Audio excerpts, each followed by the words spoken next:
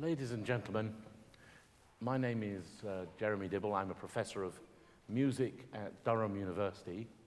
It's a particular thrill tonight, not only to see you all here performing Parry's music, but for me, I've been working on Parry's music now for nearly 40 years, to hear the forces of three institutions so closely associated with Charles Hubert Hastings Parry.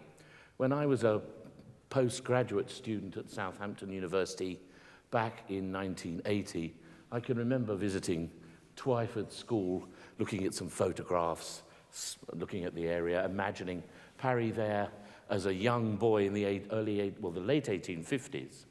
I've been honoured as a guest of the Parry Society at Eton College several times, and I've been walking through these doors of the Royal College of Music, where Parry was both a professor of musical history and also director from 1895 until 1918, the year of his death, and of course we're celebrating the centenary of that year.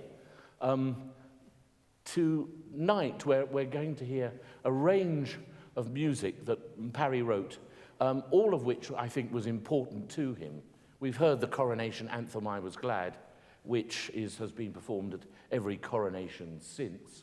We're going to hear Blest pair of Sirens, described by Vaughan Williams as his favourite choral work by an Englishman, and also various favourite hymns, Dear Lord and Father of Mankind, actually in another guise, and we're going to hear a string suite written for a large orchestra of women string players, since Parry was a very keen supporter of votes for women, which is also important this year. When Vaughan Williams was studying under Parry in the early 1890s, Parry said to him, "Write choral music which befits an Englishman and a Democrat." Well, I think we're going to hear music today which reflects all of those things: optimism, generosity, and nobility. These are sentiments that I think not only close to Parry's heart, but which he instilled in his students at the Royal College and at Oxford, where he was Professor of Music. I do hope you enjoyed tonight's programme. Thank you very much.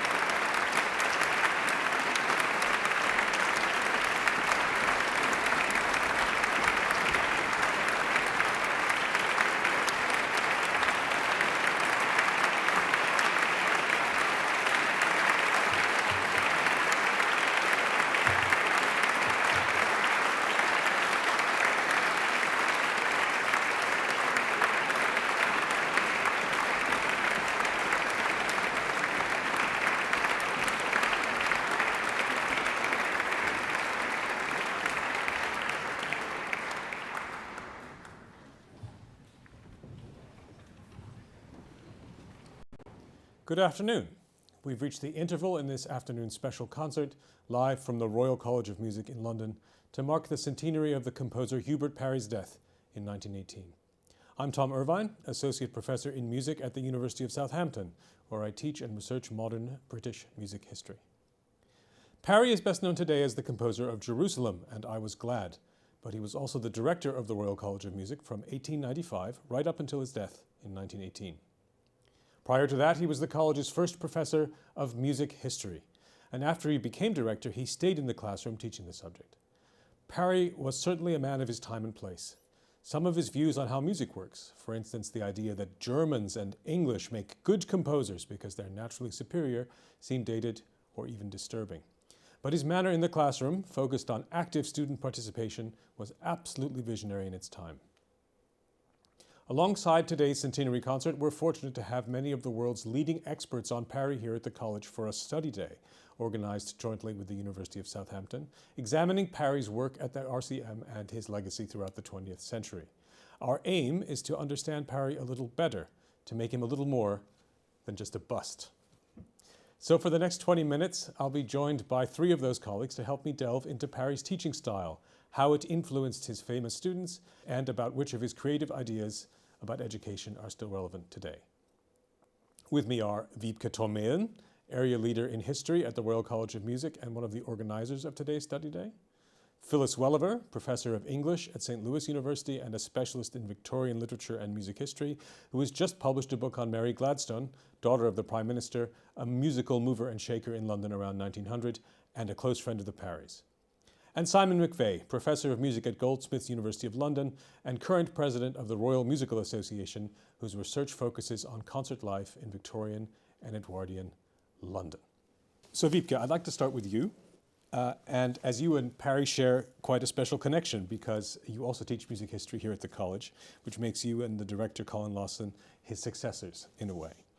Can you talk a little bit about how you feel your role and Colin's role relate to the legacy of Hubert Parry? Thank you, Tom. Yes, I guess I do. I have taken on in my role as the area leader of history here at the Royal College of Music some of the jobs that Hubert Parry once had and that he held right at the beginning of the college's history. When Sir George Grove invited Parry, he wrote a letter to him saying, "My dear Parry," he addresses him, I write with the desire of the Prince of Wales to ask you if you would join him in his great experiment by taking the Department of Music History with the chair on his professorial board." And I think this letter is really revealing because there's so much information in there already. The fact that they are describing this as a great experiment points forward to the fact that this institution is trying to do something really quite novel in Britain at the time. He then goes on to say, "We are intending that lectures are a significant part of the training of professional musicians, and I can't think of anyone better to do the lectures in music history than you," addressing Parry again. And I gather there's sort of controversy how genuine that really was, whether Grove really did only have Parry in mind, but he did appoint him and he did address him with this letter. And Parry was, of course, one of his protégés. He had contributed over 100 articles to the Dictionary of Music that Grove had compiled and which is still the reference work that we use today in a much expanded version, naturally. He had also asked him to edit some of that work. So they clearly had a close relationship, and Grove thought highly of Parry as a music historian. There was, of course, a little bit of a sore point to that appointment as well, because Parry saw himself very much as a composer, yet the chair in music composition went to Stanford and not to Parry, which set them on a long path of rivalry in a way that continued when they were sharing the role of director at the college from 1895. But the college in itself was a new project. They tried in many ways to learn from the problems or the troubles that had befallen the Royal Academy of Music that had been founded in 1822 since its foundation, really. And they tried to avoid some of those things and really set out to do something quite different. And that different thing was the professional training of orchestral musicians who could go and actually staff these orchestras that were now needed to perform the great works from across Europe. Simon, could I ask you then to follow up on that and talk a little bit to us about the students at the college who came to join this great experiment? What kind of people were they? What kind of relationship did they have with Parry?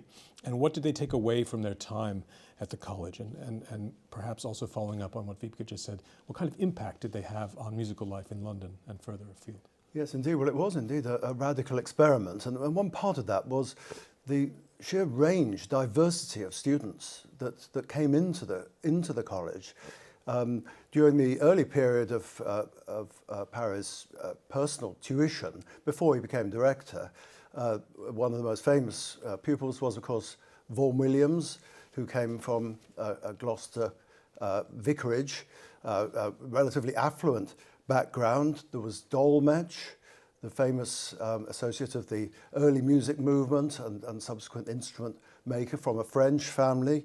There was Samuel Coleridge Taylor, from a mixed family of African English origin, who eventually came to live in Croydon, where his stepfather was a railway worker.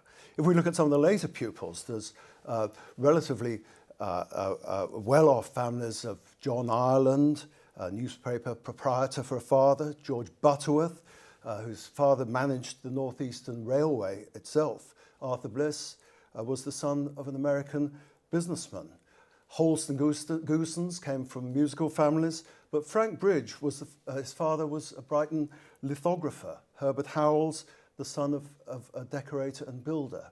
So quite a mixed clientele that Parry would have been dealing with in his daily life.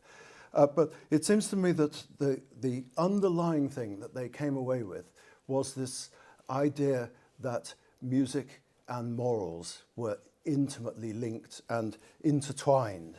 So if I, for example, quote from what Parry wrote about Brahms, he said, "There is an infinite variety of moods which admit of being expressed, from the noble, aspiring, human sincerity of a great nature like Brahms."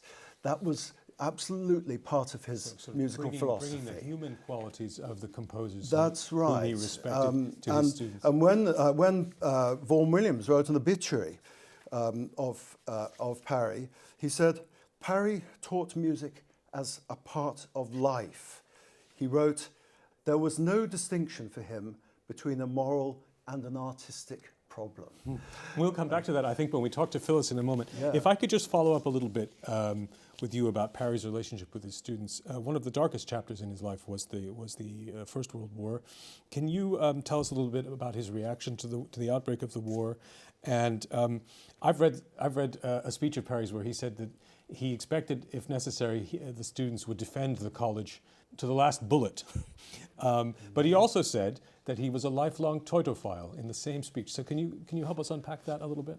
That's right. I mean, he addressed the students to that effect and said that he'd been pro-German, Teutonic influences are evident on his philosophy and on his music throughout his whole life. He went to the concerts of Richter and so on. He loved Wagner. He taught Vaughan Williams Beethoven sonatas and quartets to study. That was absolutely at the root of his whole musical being, from Bach through Beethoven, through Mendelssohn, up to Brahms, as I've already mentioned. So for him, the start of the outbreak of war was a great betrayal. And he felt personally affronted, really, that what for him was such a vital and personally encountered tradition. It was absolutely part of his whole being, was this relationship between the British peoples and the German peoples. So it was, as I say, it was something that was deeply troubling to him. And as with many intellectuals of the time, one of the ways round that was to bring in this idea of Prussian militarism, so that there was something that had poisoned German life that was not intrinsic to what for him was still a wonderful people, a wonderful culture. Thank you, Simon. Wiebke, Just following up on that a little bit, could you talk to us a little bit about Parry's manner of teaching, his teaching philosophy, and the mission he saw for the college as a teaching institution? And if you could also tell us in particular about what he saw its national mission to be in Great Britain. What was the college supposed to do for the nation that its competitors couldn't? Can I start actually by picking up this point about the German relationship, because that becomes very interesting and leads into your question, right? Yes. That when he is talking about his love for German culture during the years 1914 to 1918, he sort of changes his story slightly as the years go by. So in 1914 he still says, I love German literature, I love German philosophy, German metaphysics and German music are the tools that help us overcome evil. In 1915, he then addresses his students, and he actually says, I wouldn't advise metaphysics as a way to avoiding aberration, but I would recommend music highly. So music for him, in a way, becomes the tool with which he can overcome the German problem. And I entirely agree that he also starts defining the German problem as the Prussian problem, but music is the social action and the emotional action that helps us get over this verbal divide that is now there, right? So literature has to go, philosophy has to go. And this is what feeds into his program as a teacher, that his teaching of music is despite the fact that he is lecturing, is very much focused on an active engagement with the music. So we're talking about when he teaches music history. So these are lectures that happen every 2 weeks at the college.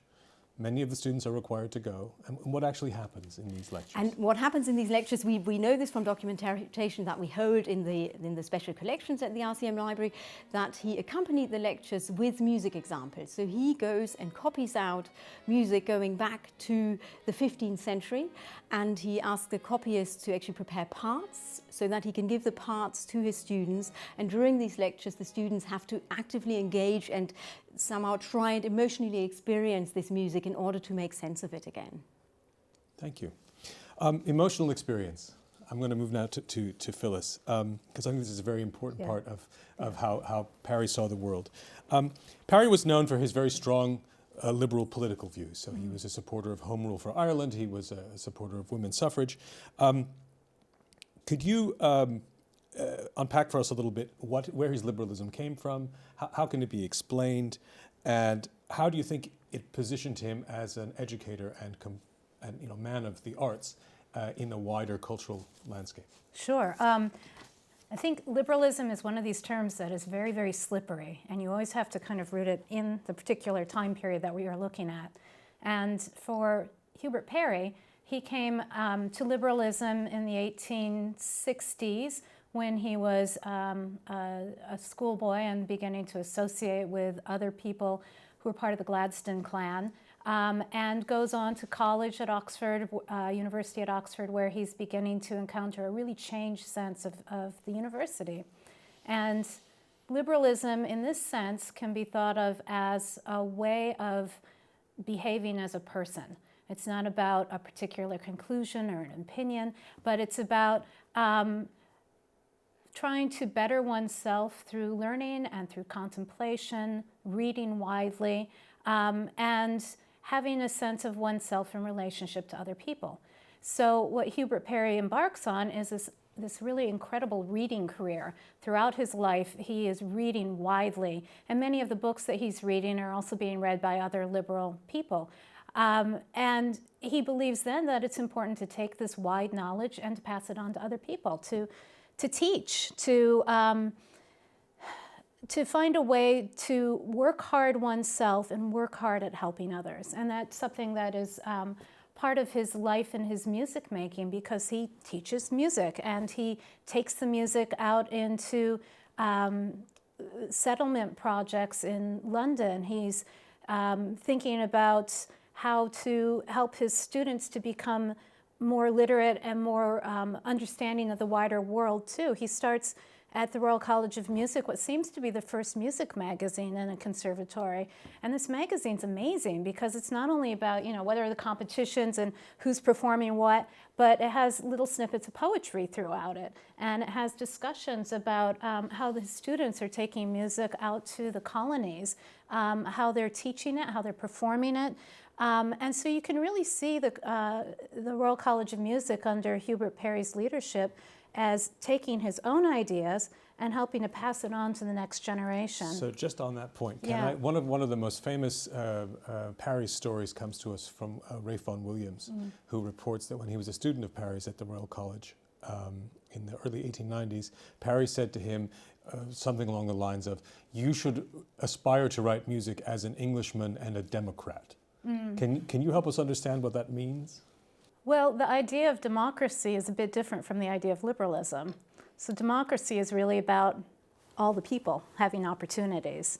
And I think some of the ways that Simon was talking about the students and their various backgrounds probably fits in quite well. So that notion of democracy then might be, we could read that in the relatively social diversity of the student population at the college. But also in the way that he challenged his students. He wanted his students to be radicals and So to what does challenge them. democratic music sound like? That's what I find so challenging about that sentence. Maybe, do you have If you look at that actual passage, it follows them with a kind of history of British vocal music. Yeah. He names the composers, Yeah. and that was the great sort of tradition, the evolution of the British choral music. And I think that he doesn't explain the democracy part of the quotation, but I think he sees that as a kind of nationhood of the people together through this great tradition of British choral music, which was so much at the heart of his own music and his teaching tradition, I think. So in some of the music that you often hear of Parry's, for instance, the "I Was Glad" or "Blessed Pair of Sirens," or especially "Jerusalem," Yeah. they speak. Then would you agree a kind of language of democracy of because they come from this choral tradition? I would say even more than democracy, of liberalism. And I would say that. Yeah, you would say that. Yeah. But in the sense that liberalism was also meant to be an ennobling, a raising up of people. And I think that he was a very inspirational composer and a very inspirational conductor. And that those qualities were things that people commented on at the time. They felt they were becoming better people through it. Can I just pick up Yes, quickly please. on the point as well, where I think the democracy and the liberalism possibly coincide, is this idea that you mentioned earlier on of training your own relationship to the others. Yeah. And of course, that's what's happening in the choral culture and through the choral culture. Exactly. And it's also what's happening in the classroom at the college, because he's not sitting there delivering the lectures from the keyboard with keyboard arrangements, which he could quite easily do. No, he's actually getting a group of people and they have to socially negotiate with each other what is happening there. Yeah. Thank you. So we've come to sort of the last aspect of Parry's intellectual background or his position in the world that I'd like to talk about. There's actually a lot in Parry's story that I find to be quite resonant with our current moment, particularly his strongly held views about Britain's place in the world. Now, Parry placed a very high value, and even radically high value, as we've heard, on tolerance and internationalism. So if I could just ask each of you to respond briefly to that, and so how you see Parry's activities here at the college as sort of contributing to a tolerant and international view of how music can be taught. Well, I think he was a strong proponent for workers and for women. Jerusalem became a theme of one of the women's organizations here, which is what he seems to have wanted to do. And as I mentioned before, he also had this kind of outreach program that extended across the world in terms of bettering communities in the far reaches of the British Commonwealth and Africa. I think throughout Parry's life, what we see in his writings is this constant tension between different philosophical traditions within which he operates. The empirical British tradition and then a sort of idealist continental tradition. And I think he doesn't ever quite manage to solve them for himself, but the important message that he gives to his students is that you have to engage with this matter and with these different ideas and come out with your own version at the end. I think he was a great inspiration to the students at the Royal College, which spread right the way through British music and gave it that place in communion, really, with European music of the time. I'd like to close, if I may, with a quote from one of his students, Gustav Holst, who said that Parry's classes gave him a vision, which I learned to call history. My goodness, what a powerful phrase. So I'll put this back to Wiebke just very briefly about being a historian, right? So a vision, which I will call history. So history, the history classroom for Parry, which is what we were talking about today in our symposium, is not just a place where you learn the facts and figures of previous history, as you've said. It's a place where you develop a vision for your place in the world and for the future. Is that about right? Yes, and I think he views history very much as material, different materials from different times and different places, which you have to experience in a way in order to mold your own artistic project that you can take out into the world and that can fulfill that sort of late Victorian desire of letting art contribute to the moral education of society. So actually, when we hear one of these pieces, one of these beloved pieces, we're hearing much more than a beloved tune that we all know and respond to, but we're also hearing evidence of a vision, right? Evidence of the history, the vision that is history. Yeah. And I think that's something that we should maybe try to take with us when we understand his work as listeners. Yeah. Yeah. Well, thank you very much. We're just about out of time. So I thank my colleagues Wiebke Tormeyen, Phyllis Welliver, and Simon McVeigh for helping me explore Hubert Parry's largely forgotten legacy as a teacher here in the college where he worked for 35 years. Of course, as a composer, Parry still plays a significant role in British cultural life, and we're returning shortly to the RCM Concert Hall for the second half of this afternoon's concert, which will include Blest Pair of Sirens and Jerusalem. Performing alongside musicians from the Royal College of Music today are the Twyford School Senior Choir and the Eton College Chapel Choir. Parry attended both of these schools as a young man, and we're delighted that they can join us today. The second half of the concert begins with My Soul, There Is a Country from Parry's late Songs of Farewell, completed during the darkest days of the First World War. They're sung by the Eton College Chapel Choir, directed by Tim Johnson. From all of us here, have a good evening.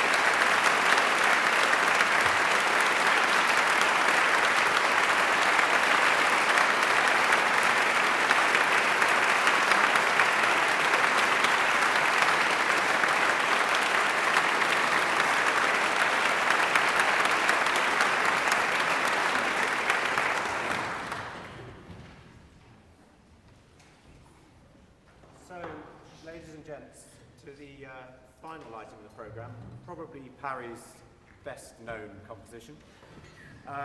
Interestingly, this version is Parry's orchestration. We're very familiar, a lot of us, with Elgar's reorchestration of the piece, which is what you hear at the last night of the proms. And Elgar couldn't resist lots of frills and spills and scurries in the orchestra. This version, Parry's original, is actually rather lovely and pure, rather aesthetically pleasing by comparison, and it's very strong in its own right. We thought that the composer would approve if you, the audience, would like to stand at the end of the first verse and join in the second verse. See what a difference you can make. I'm not sure that the words are printed in the programme, but if you're not familiar with William Blake's most famous poem, just begin each line very confidently with the word bring, and you'll probably be all right most of the time. So please join us for the second verse. Thank you very much.